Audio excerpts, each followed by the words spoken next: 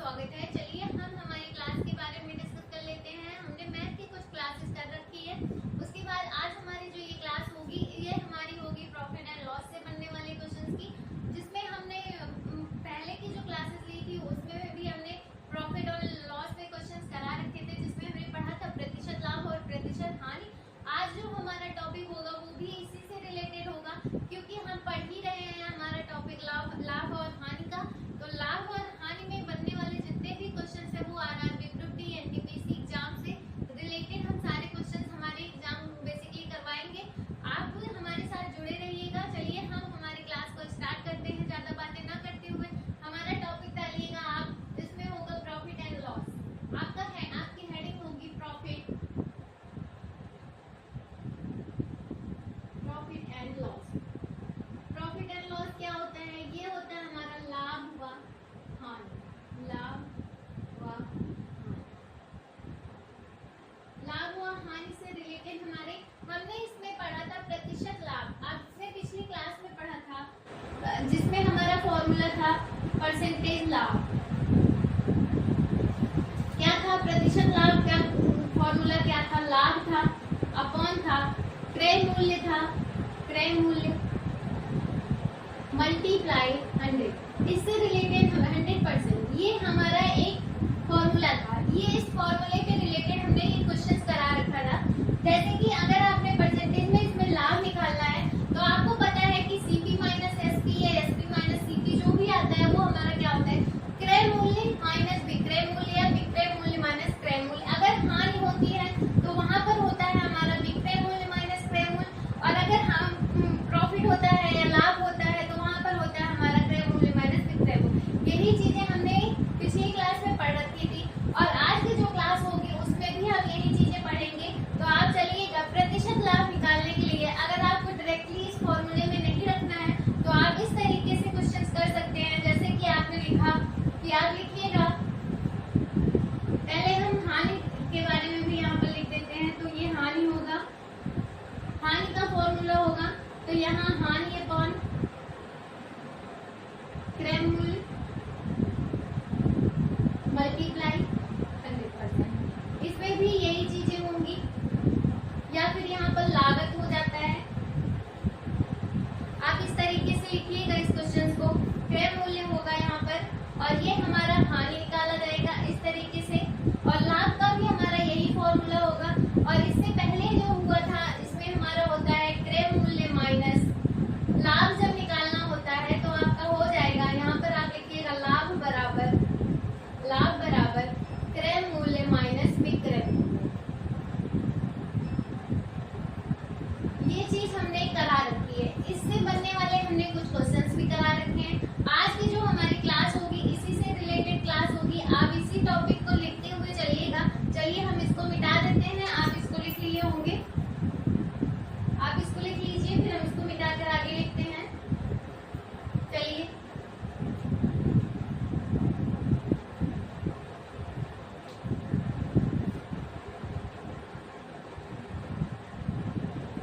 अब जैसे हमारा लाभ से बनने वाला हमने क्वेश्चन किया था, तो पिछली क्लास में हमने क्या किया था कि जो था क्रय मूल्य माइनस विक्रय मूल्य। जब हम लाभ निकाल रहे थे तो हमने आपको बताया था लाभ बराबर, अभी आपको बताया क्रय मूल्य माइनस विक्रय मूल्य। अब यहाँ पर क्या निकालना था? अभी आपको बताया था मैंने कि जब पिछली क्लास में हमने कहा था क्रय मूल्य क्या होता है कि जो चीज हम जिस कॉस्ट प्राइस पे खरीदते हैं, कोई भी चीज अगर हम खरीदने गए हैं दुकानदार से तो उसकी जो कॉस्ट प्राइस होगी वही हमारा क्या कहलाता है? क्रय मूल्य कहलाता है। आप ये चीजें जानते हुए चलिएगा। तो जैसे कि अगर कोई दुकानदार से हम कोई सामान खरीदते हैं, मान लीजिए हमने 1000 रुपए की पेंसिल खरीद ली। मान लीजिए हमने कितने में खरीदी? 1000 रुपए में हमने पेंसिल खरीदी। तो ये हमारा क्या होगा? ये हमारा कॉस्ट प्राइस होगा। क्या होगा? जो उसकी लागत मूल्य होगी वही हमारा क्या होगा? कॉस्ट प्राइस होगा, जिसे हम बोलेंगे क्रय मूल्य। अगर लेकिन अब इसका विक्रय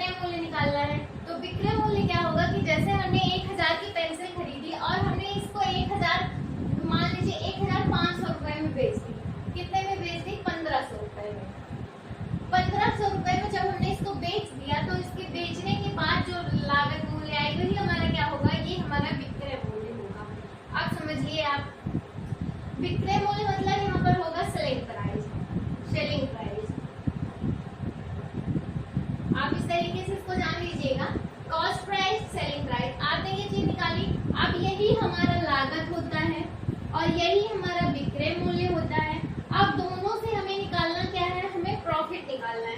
प्रॉफिट मतलब लाभ, प्रॉफिट निकालना है। क्या निकालना है, प्रॉफिट निकालना है, जो हुआ लाभ। अब लाभ कैसे निकालेंगे, तो अभी हमने आपको लाभ का सूत्र बताया है कि क्या होता है, क्रय मूल्य माइनस विक्रय मूल्य। क्रय मूल्य हमारा कितना है,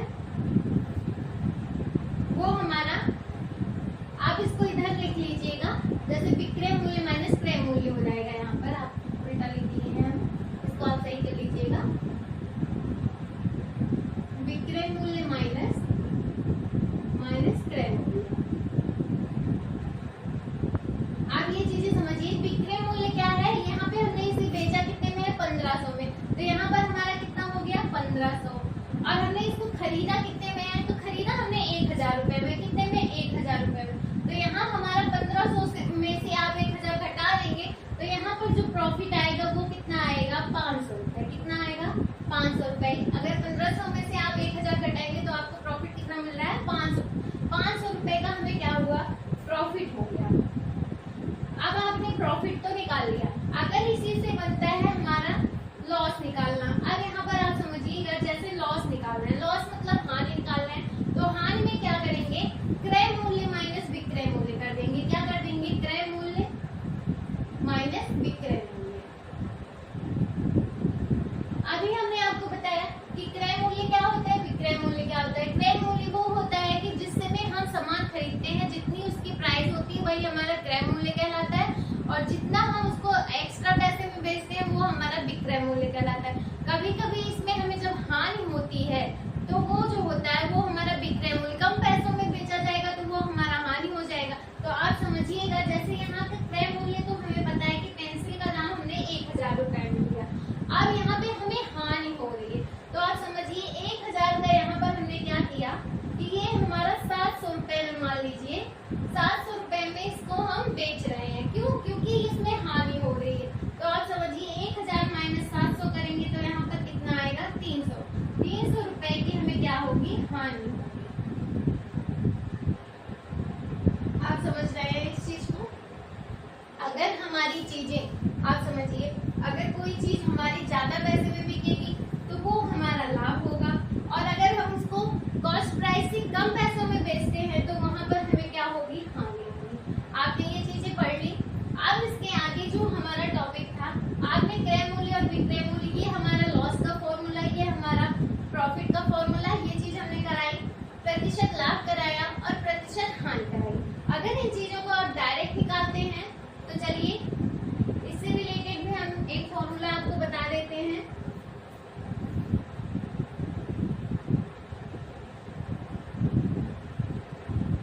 अब जैसे आपको प्रतिशत लाभ निकालना है, क्या निकालना है, तो आपको प्रतिशत लाभ निकालना है, तो आपको क्या करना है, यहाँ पर करिएगा, प्रतिशत लाभ बराबर यही क्रय मूल्य माइनस विक्रय मूल्य अपॉन क्रय मूल्य कर दीजिएगा, अपॉन क्रय मूल्य मल्टीप्लाई 100। यही चीज अभी हमने इसको दूसरी भाषा में कैसे लिखा था, इस चीज को हमने क्या किया था, डायरेक्ट लिख दिया था। क्या किया था, लाभ लिख के अपॉन कर दिया था, अपॉन क्रय मूल्य कर दिया था, क्रय मूल्य मल्टीप्लाई 100%। ये जो चीज थी यही सेम चीज है, लेकिन हम जब कोई क्वेश्चंस करते हैं तो सबसे पहले हमें निकालना होगा कि उसमें हमें प्रॉफिट क्या हो रहा है। तो आप अगर डायरेक्ट रखते हैं तो डायरेक्ट इस पे रखिएगा। यहाँ पर मान लीजिए 1000 पेंसिल का दाम दे दिया गया और 1500 में बेच दिया गया। आप समझिए, यहाँ पर विक्रय मूल्य उल्टा लिख देती हूँ, मैं भूल जाती हूँ एक बार। आप यहाँ पर विक्रय मूल्य कर दीजिएगा और यहाँ पर क्रय मूल्य कर दीजिएगा। तो इस तरीके से जो होगा, यहाँ पर हमें 1500 का विक्रय मूल्य हो गया प्रॉफिट, और यहाँ पर हमें 1000 में हमने इसको बेच दिया। अब यहाँ पर 1000 क्रय मूल्य का दाम यहाँ पर रख दिया। आपने लिखा 1500 मल्टीप्लाई 1500 माइनस 1000 अपॉन 1000 किया, क्रय मूल्य ही रहेगा, और इसको मल्टीप्लाई किया किससे, 100 से। अब यहाँ पर आप काटिएगा तो 1500 में से 1000 चला गया तो 500 हो गया, अपॉन हुआ 1000 मल्टीप्लाई 100%। अब इससे 100 में से 100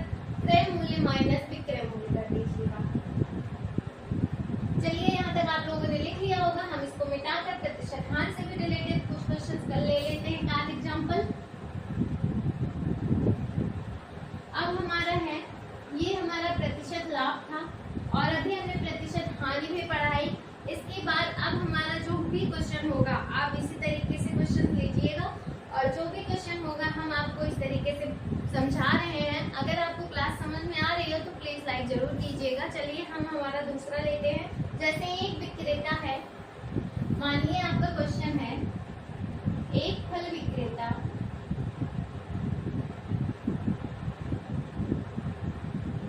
क्वेश्चन है कि एक फल विक्रेता 20 रुपए के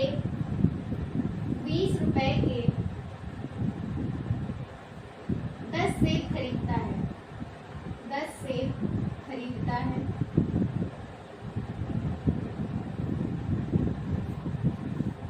आप सभी को दिख तो रहा ही होगा, बहुत छोटा लिख देती हूँ कभी कभी, तो आप थोड़ा ध्यान दीजिएगा। यहाँ पर लिखा है कि एक फल विक्रेता 20 रुपए के 10 सेब खरीदता है और 12 सेब बेच देता है। आप समझिएगा, जैसे 20 सेब ही खरीद रहा है और कितने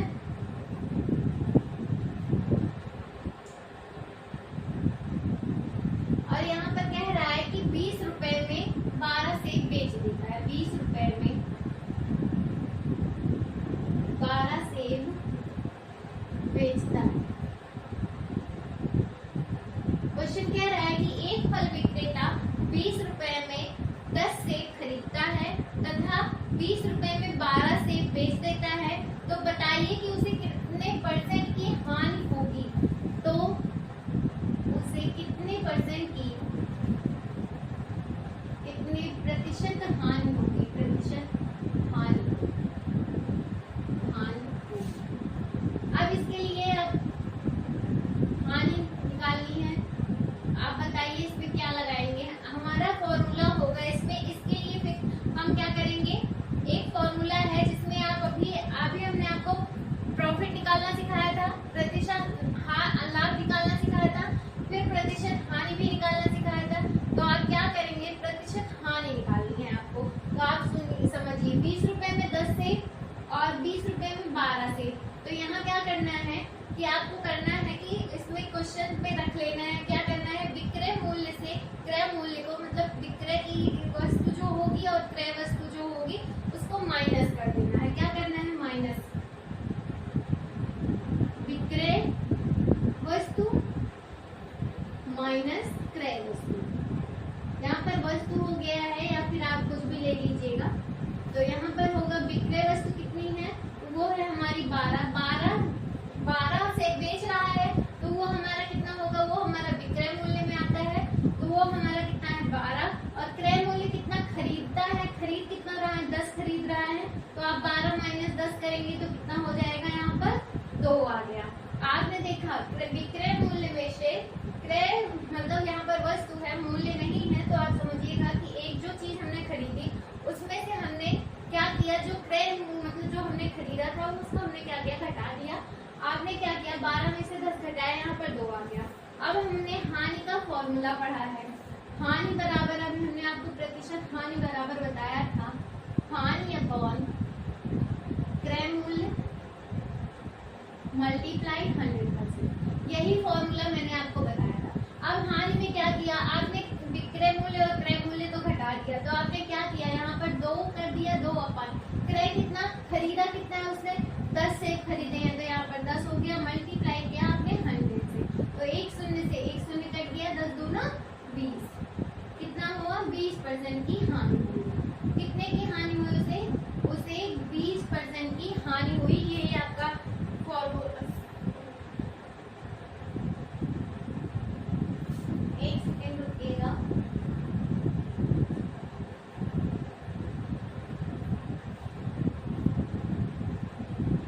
यहाँ पर आपको यहाँ पे क्या करना है कि इसमें जो है विक्रय मूल्य लिखना है। तो यहाँ पे विक्रय मूल्य क्या जो होगा, यहाँ पर क्या होगा, वो हमारा होगा 12। आप यहाँ पर 12 कर दीजिएगा। ये मैंने गलत लिख दिया है, आप इसको सही कर दीजिएगा। तो आप इसको काटिए, फिर करना 1 2 6 12।